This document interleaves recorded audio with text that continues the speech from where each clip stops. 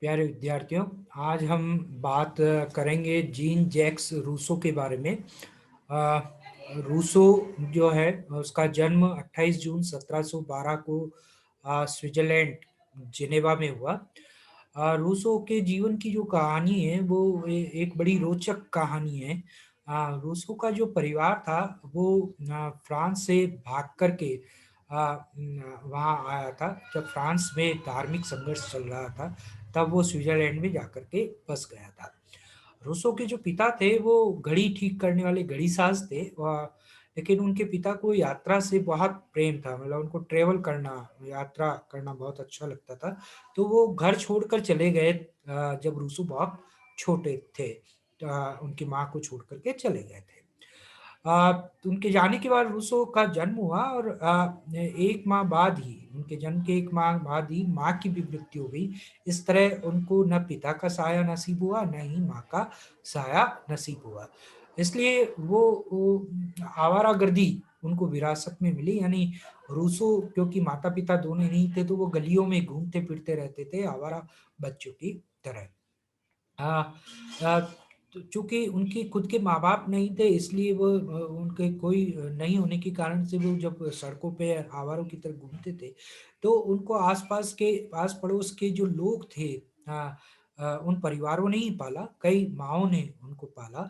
और रूसो कहते हैं कि बहुत सुंदर थे, इसलिए कई औरतों ने उनको अपने पास रखा, उनका पालन-पोषण किया।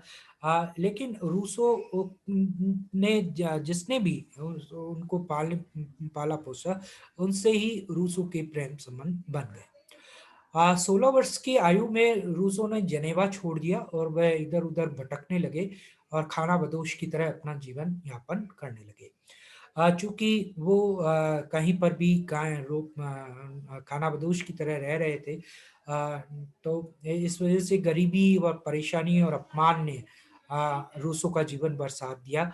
सामाजिक प्रताड़ना ने उनके सारे जीवन को झकझोर दिया। इसलिए रूसो में के विचारों में कभी भी स्थायित्व नहीं रहा।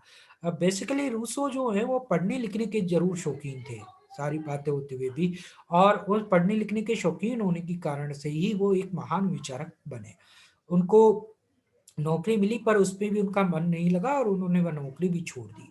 अ, वे 1743-44 तक वेनिस में फ्रांसीसी राजदूत के सचिव भी रहे। लेकिन जैसा रूसो के करैक्टर में था कि उनका कोई स्थायी मित्र नहीं था। अ, एक लेडी थी जिनका नाम था madam D variance. D variance ने उन्हें संरक्षण दिया, पर वहाँ उनके साथ भी उन्होंने प्रेम संबंध बना लिए।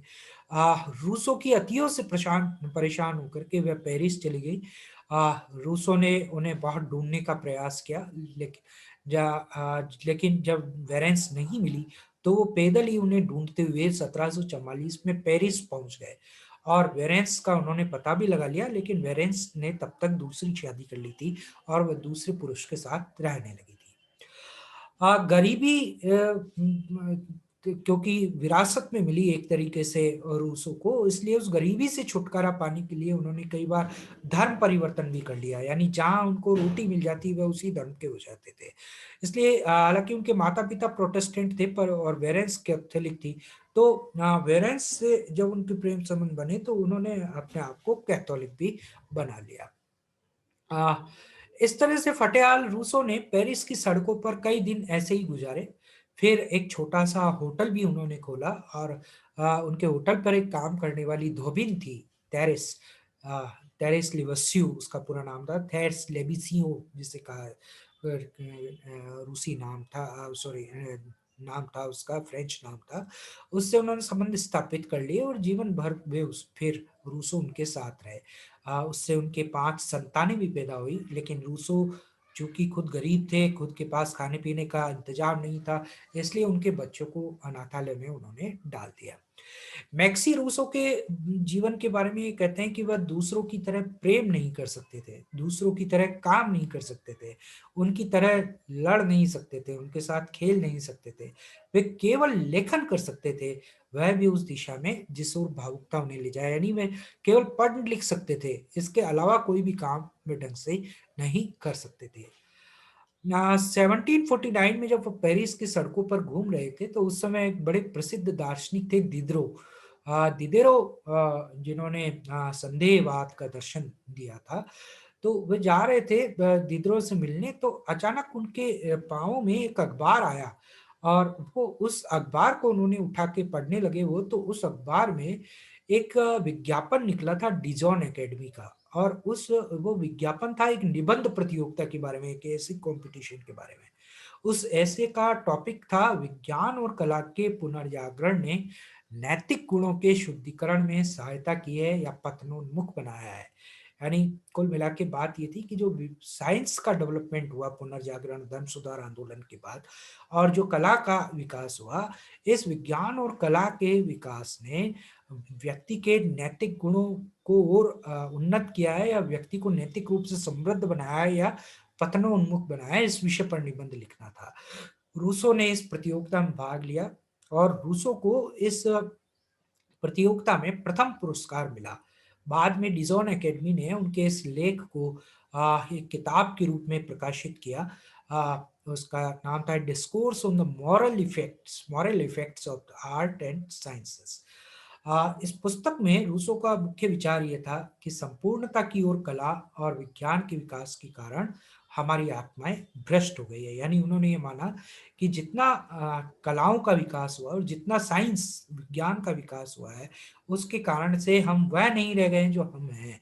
हमारी मूल आत्माएं जो हैं वो भ्रष्ट हो गई हैं।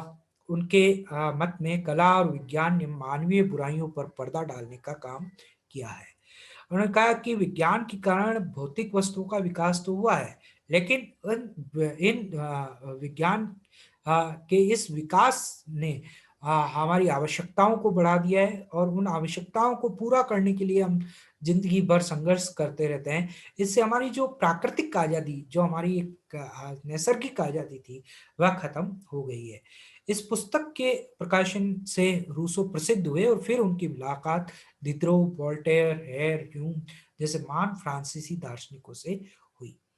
1755 में उन्होंने discourses on the origin of inequality किताब लिखी।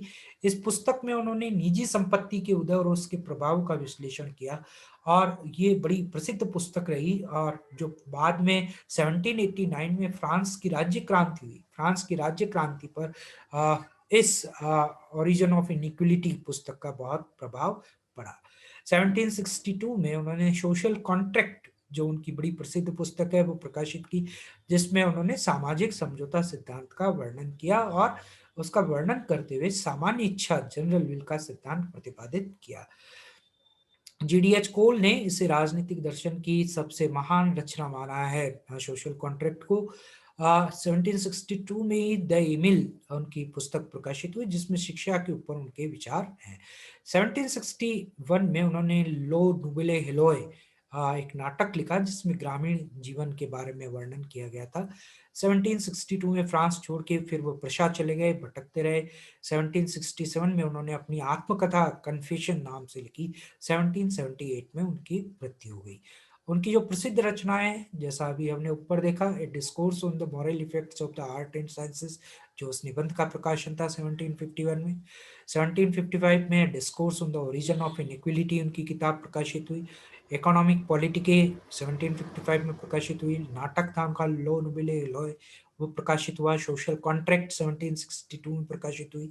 एमिल उनकी एक अन्य प्रसिद्ध पुस्तक है, जैसा मैंने कहा शिक्षा पे लिखी गई, 1762 में प्रकाशित हुई। Project of a constitution for Corsica, ये 1764 में प्रकाशित हुई। 1764 में ही लेटर डेला मॉन्टेगेन प्रकाशित हुई। कन्फेशन, जो उनकी आत्मकथा है, 1767 में प्रकाशित हुई। Consideration on the government of Poland, ये 1772 में प्रकाशित हुई। रूसो ने कई ओपेरा भी लिखे। द विन टू विलेज उनका पहला ओपेरा था। तो ये रूसो के बारे में आज हमने आरंभिक जानकारी आपको दी।